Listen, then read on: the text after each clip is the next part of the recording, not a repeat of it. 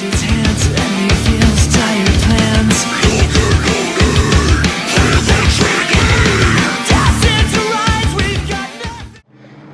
Yeah, awesome. So, what are you guys looking forward to the rest of this tour? I mean, I imagine the tour's been pretty good so far from what I've gathered, from the other bands and stuff, coming out and seeing you guys and stuff. So, how's the crowd reaction been to you guys? Been awesome. Yeah, it's been great. Again, I think we're at a different level of expectation in our career now, where we don't need 1,000 kids, we don't need tons of. It's like we just want the people who are there to truly want to be there. Yeah. Because one thing we do is we will give our all every single night, no matter what, and you'll see that tonight. There's not a single night we don't play the way you'll see us play tonight. And we're playing a lot of. I feel like we have such a big catalog now, and so we're playing a lot of kind of like B-sides, like deep cut stuff, and it's cool to see like kids get into it. They're like don't know the song, and then the kid is like, oh my god, I cannot play it. Like they're actually playing the It's song. so wild because when we play the songs that have been the more popular ones, you see people sing along. It's like, all right, I can understand that. We're playing a lot of deep cuts on this one. We're still watching kids sing every word. It's like, that is awesome. So, like one record, you might have 15 songs. You might be playing the 14th track on there that no one's probably listened to, and so you're playing it, and you're like, and you still see people sing. Yeah, it's like some people, somebody literally knows every word to those 15 songs, and so. The crazy thing is, I think about next spring when we do a tour to support the record, we're gonna have over 80 original songs. And we got to play like 10 or 11 a night. Hey, how do you pick it? It's gotten really challenging to go, well, we want to play stuff people really like, but we're going to play new stuff that we're thrilled about. Yeah. And then like some for the true fan. Right, and keeping the obscure music in there for the fan who like comes out to every show that we play. Like we just have to finding play that for balance. like 5 hours. There you go, the 5-hour tour. We would die. 5-hour tour. I'll tell you right now. Just do like some charity thing where you play all 80 songs, in a row. Maybe one day. That's right. Maybe one day the farewell show. The Alesana catalog show where we play every single song. I want like $3 million. Get up there and do that. I'm gonna scream at the top of my lungs, bro. So with the, like you say, 80 songs and stuff, kind of hard to pick and choose, but some early stuff, it's got a little different sound than some of the newer stuff. But the Decade EP, it kind of has like a little bit of everything. Because one of the songs, I believe, is Double or Nothing. It reminded me of back of Where Myth Fades the Legend, that kind of stuff. Where some of the other songs, were kind of just like kind of follow the trend of the last record. So you guys trying to change your, not really change your sound, but mature it. I think the important thing to take away from that is that we know exactly what we're doing. We like to write what we want to write. We could write on Frail Wings again, but we're not going to do it. We've already done it, and it's not that we can't do it. We absolutely could do it, but we like to push ourselves in every possible way. That's one of the questions that we've been getting asked a lot recently, especially like, what genre are we? Like, we are a band. Yeah. This is how we write, and like, you can call it whatever the hell you want to. Yeah. Like, it doesn't bother me. But no, we write the songs, and like, I can't imagine writing the same song over and over. Like when it's like, I wanted to have like, you can tell it's us, but like dynamics is like an enormously important thing to me with the music I like to do anyway. There's certain elements we'll always maintain so that you can recognize that it's us. Yeah. Like a guy yelling for no reason.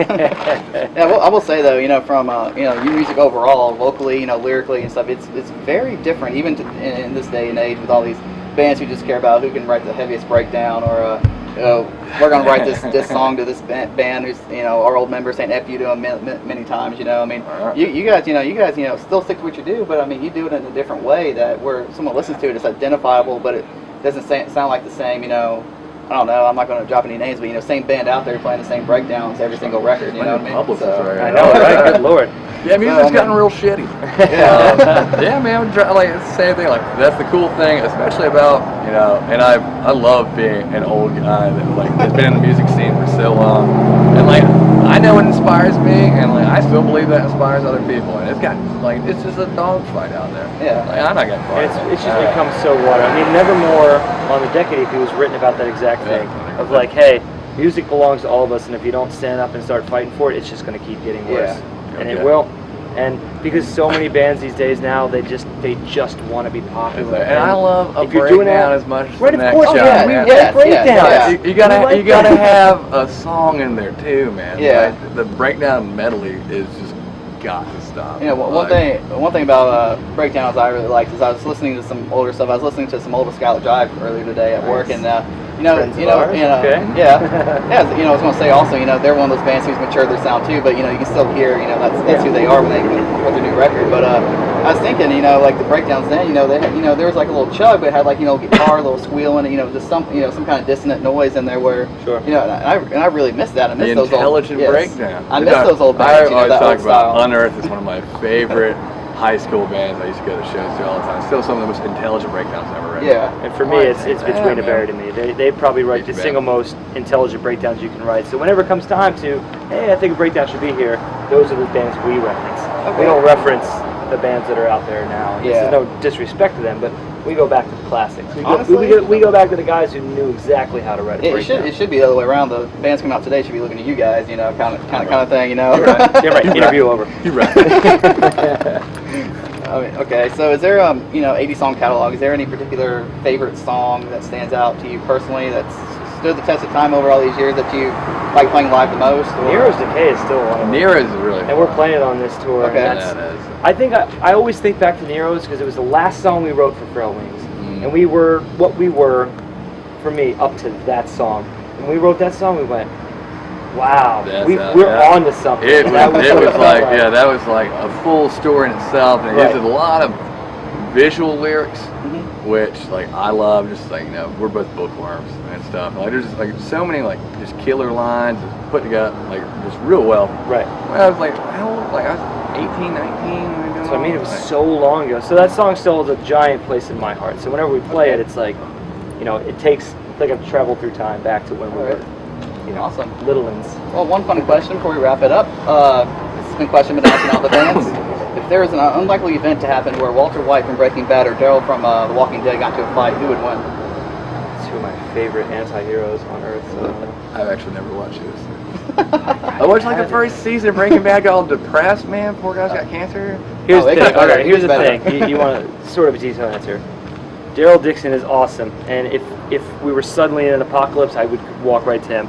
But Walter White is all up here, and you can't ever defeat a man who's all up here. He'll figure out a way to defeat Braun any day of the week. Yeah, somebody who writes stories in their music. I mean, you got to appreciate the writing in Breaking Bad and stuff. How deep and It's the greatest and character television drama development there ever is. written. Yeah. There's no question. We went and took all the pictures, and every time like where we go to his house. We traveled through New Mexico on the last tour, and we were able to go to Walter White's house for the Nice. show, to the car wash. Nice. And so I'm geeking out. There's a couple other guys. I just keep geeking taking out. pictures like, oh, it's some house or some show about meth.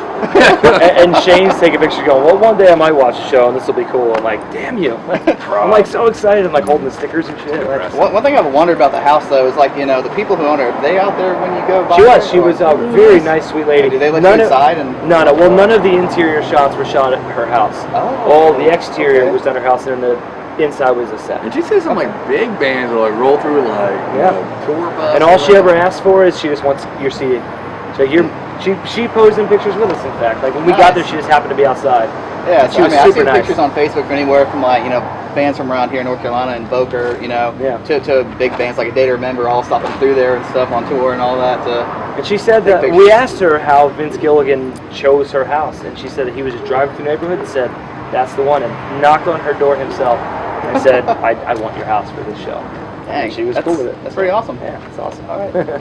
Well, I'm Trenton from Southeast Pit Report, and we're hanging out here with Dennis and Sean from Alesana. Time spins its hand